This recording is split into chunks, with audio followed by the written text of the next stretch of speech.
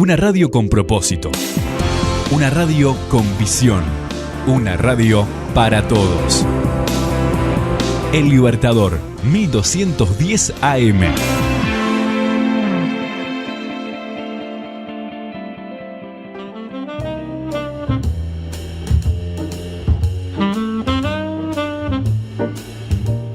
¿Cómo cuidarnos física y mentalmente? Nos adentramos en la columna de salud.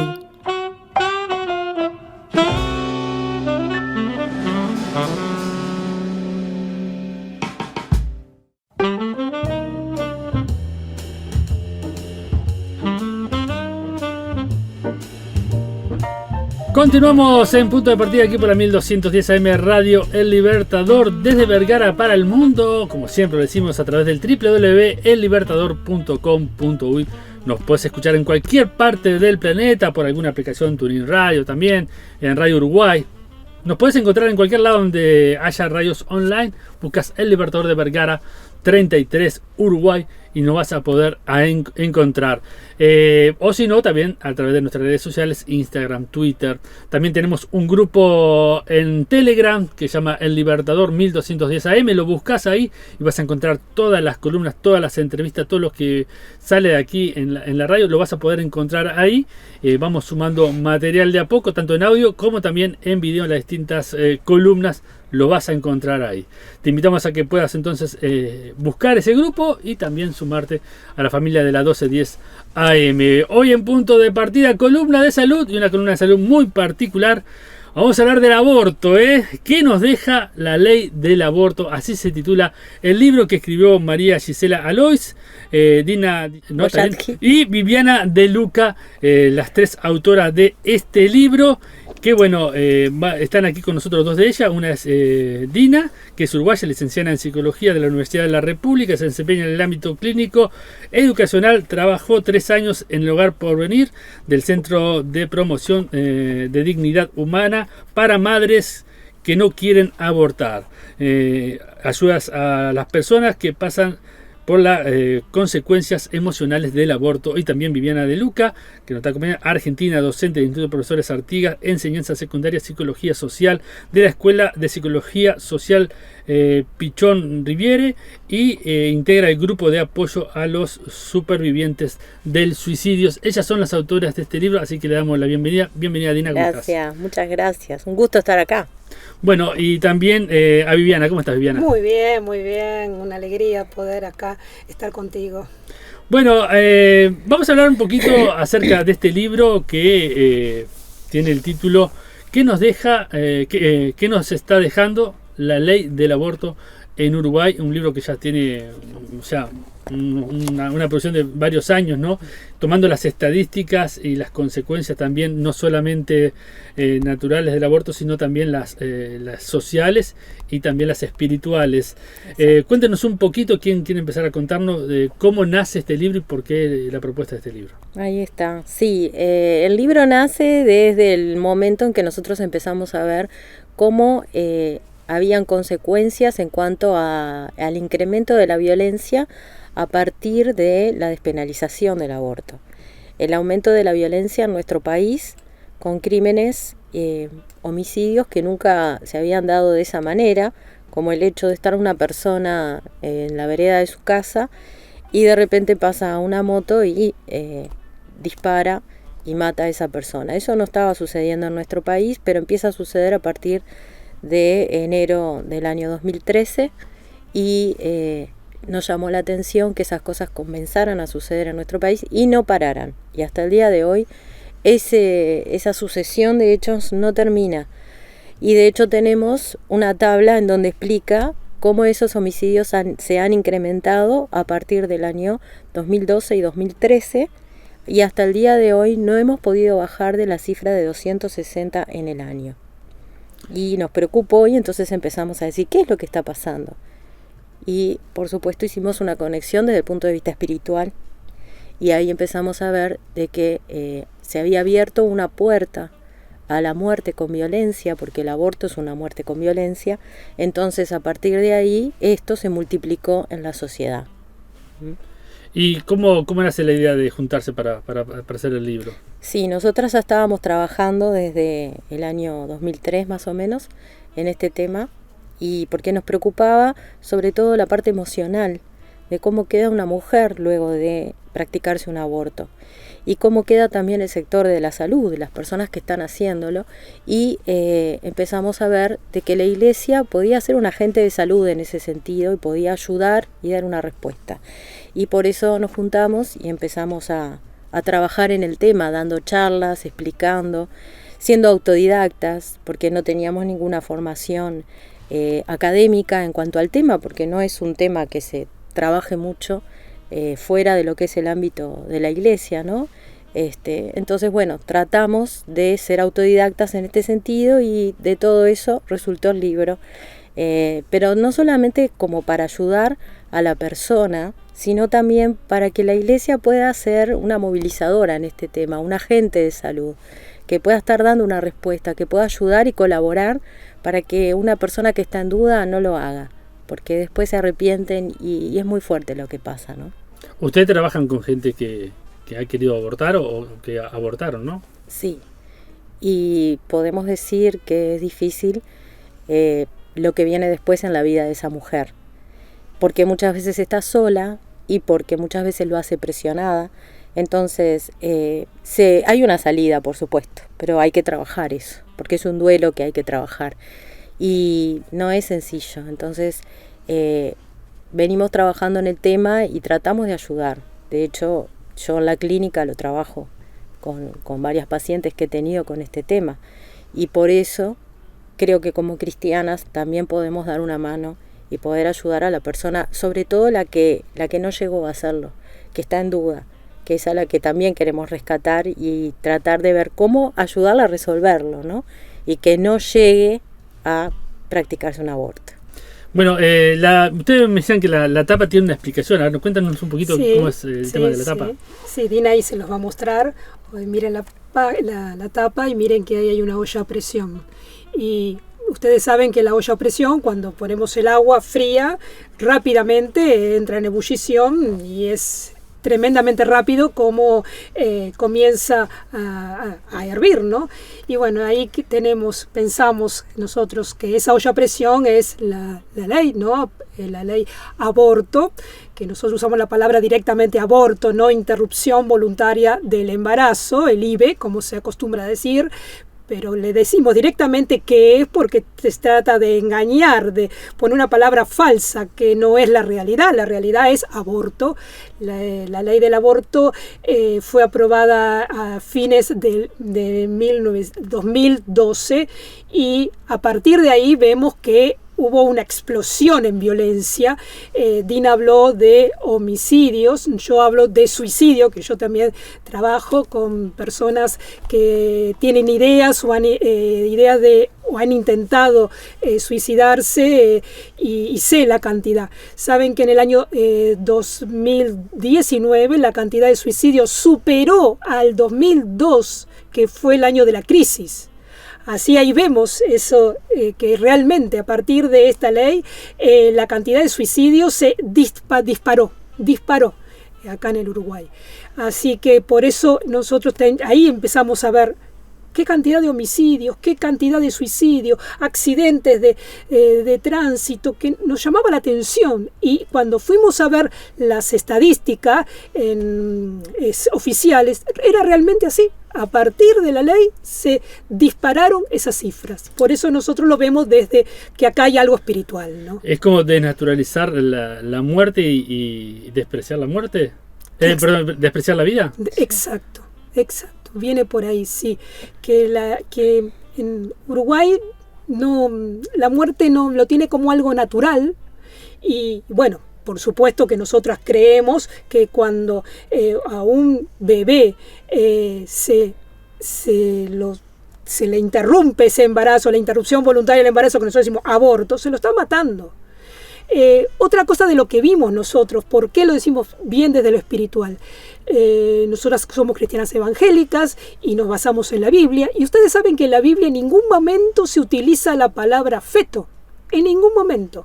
En el Antiguo Testamento, al bebé que estaba dentro del vientre de su madre, se lo llamaba niño, era la misma, se usaba, bueno, es en hebreo, porque el Antiguo Testamento está en hebreo, y la palabra Shebe, y era una palabra que era lo mismo que decir niño de 5 años o niño de 12 años. Hasta el adolescente, esa palabra es la misma. Claro. O sea que en los hebreos, en el Antiguo Testamento, no se utilizaba la palabra feto, era un niño. Y en el Nuevo Testamento pasa lo mismo.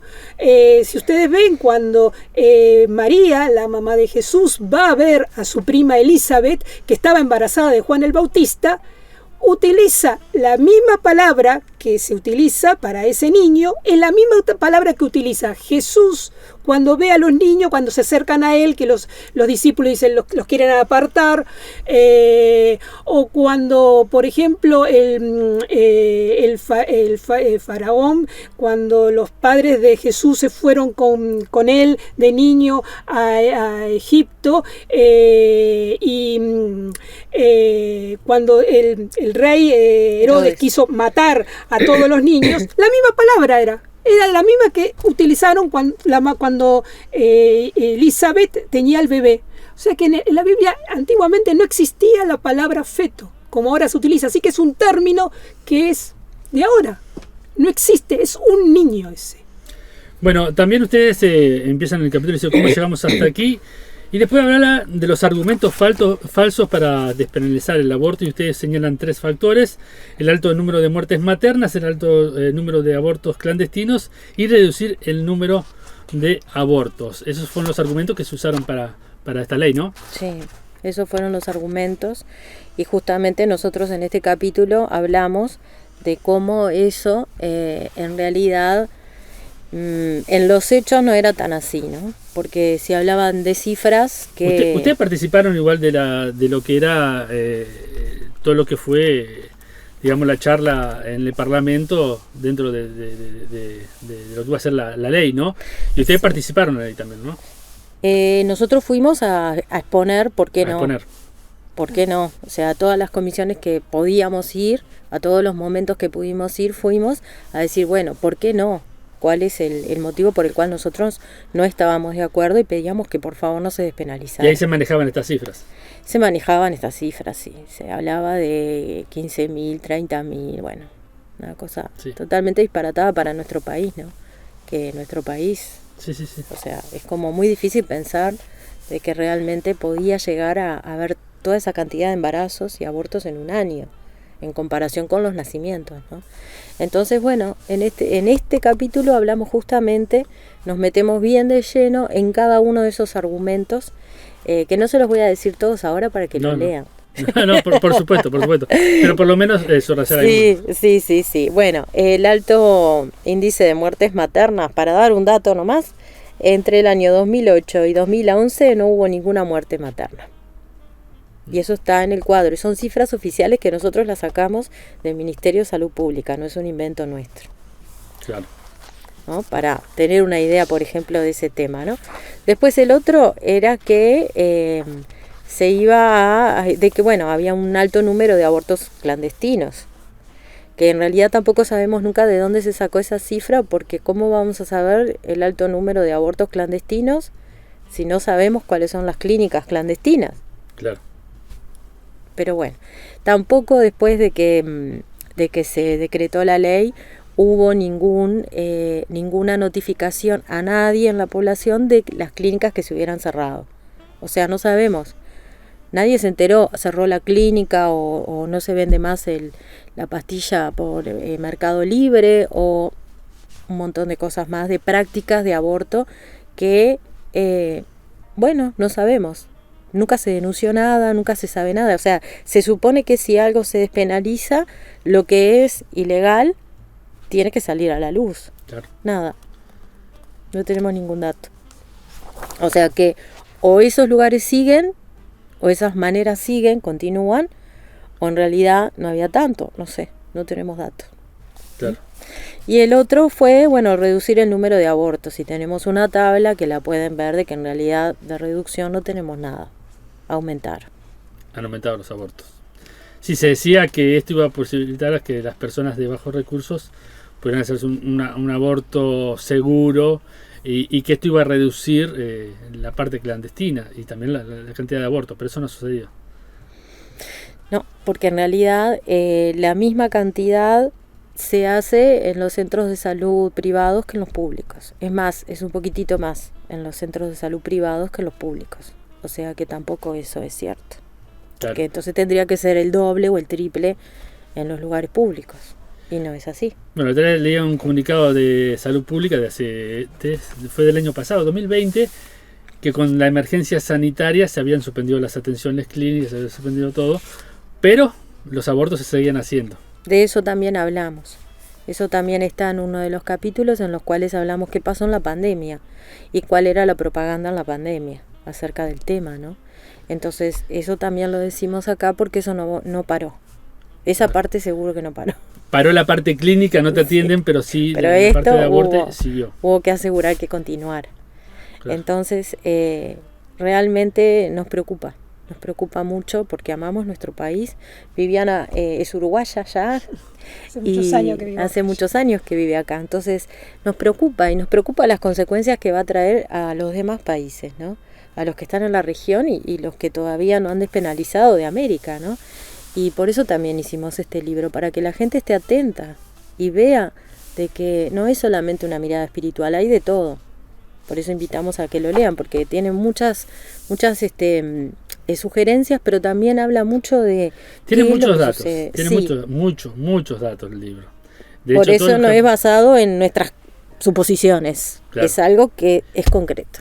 Sí, también en el capítulo que hablan de salud sexual y reproductiva, el título que se le pone a estas políticas de aborto, hablan del origen y el alcance mundial, exacto. Los derechos sexuales y reproductivos en Uruguay y los objetivos de desarrollo sostenible y la Agenda 2030, que ahora se está hablando también del Gran Reseteo 2030, exacto. Y esta agenda globalista que también es parte en muchos países, como lo es Argentina también, que ahora se aprobó el aborto hace muy poquito, pero que que Uruguay está afiliado a esa agenda. Exacto. Explícanos un poquito qué es eso. Sí, esto comenzó, digamos, en la década del 90.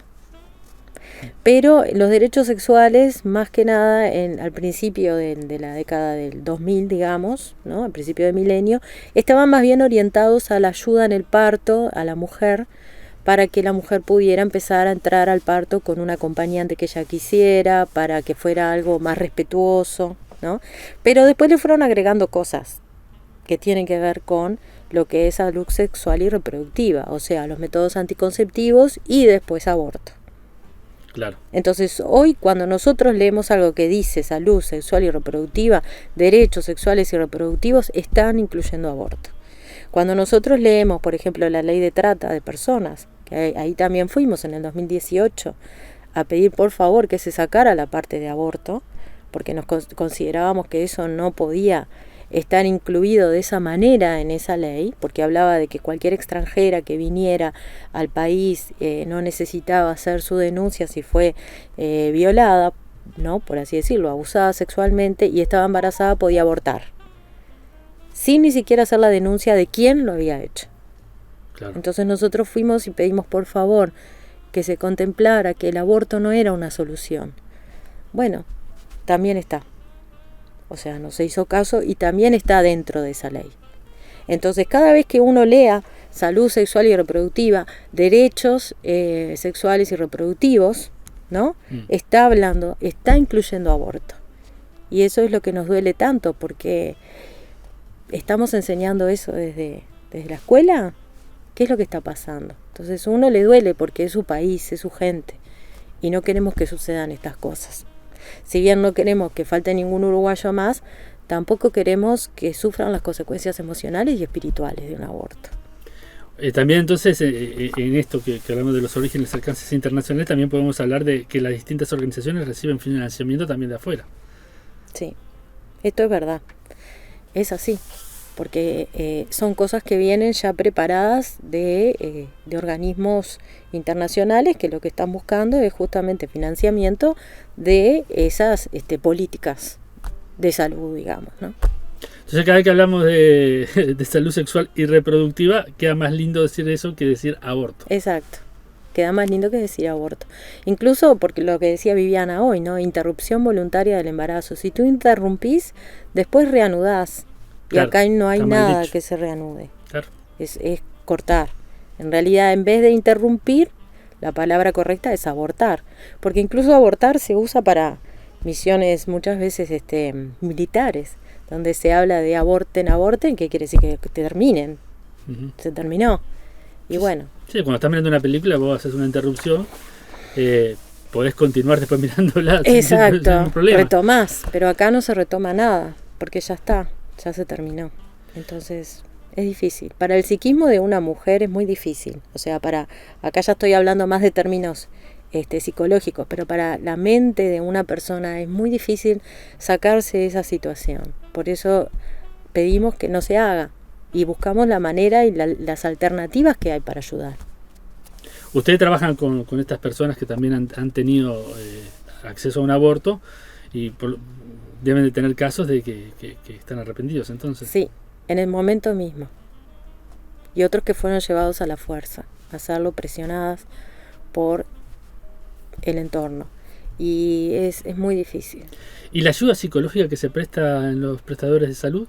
¿Cuántas hay que llegan y no continúan con el aborto? Hay En un el proceso. 6% de mujeres que se dan vuelta y que dicen que no. Por eso también nos preguntamos, ¿qué pasa? ¿Un 6%? ¿Solo un 6% decide no abortar y continuar con su embarazo? ¿Qué pasa? ¿Por qué hay un 94% que continúa?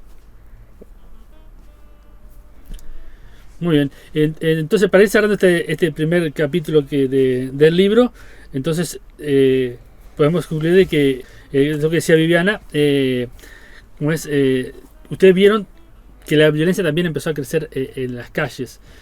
¿Cuándo empezaron a notar eso? En enero del 2013, ¿Con las primeras estadísticas? ¿sí?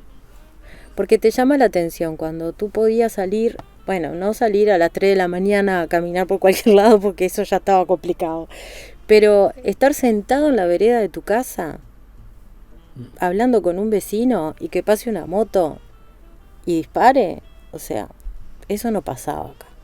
Ahora que estamos en el 2021, ya lo tomamos lamentablemente con naturalidad, pero no era el país que nosotros teníamos. Y eso continuó. Lo que más nos llamó la atención fue cuando un recluso mata a otro, lo parte, lo fríe y se lo come. Lamentablemente, hay que decirlo. ¿Tá? Eso fue en el 2018. Y nosotros decíamos, ¿pero qué está pasando? Este no es el país en el cual uno creció. ¿Qué pasó? ¿Por qué esa violencia? ¿No? Y nos toca a todos por igual, acá no hay edad. Bueno, muy bien. En el próximo programa entonces vamos a hacer otros capítulos más del libro, vamos a seguir hablando sobre este tema, que la verdad que trae mucha controversia porque hay gente que está totalmente a favor del aborto y hay gente que, bueno, que esto no quiera que suceda, ¿no? Nosotros aquí de la Radio del Libertador estamos totalmente en contra del aborto y lo hacemos público porque es así. Pero bueno, vamos a seguir hablando del tema. Las invito al próximo programa entonces y podamos conversar un poquito más. ¿Les parece? Bien, ¿Cómo bien, no? claro. Sí.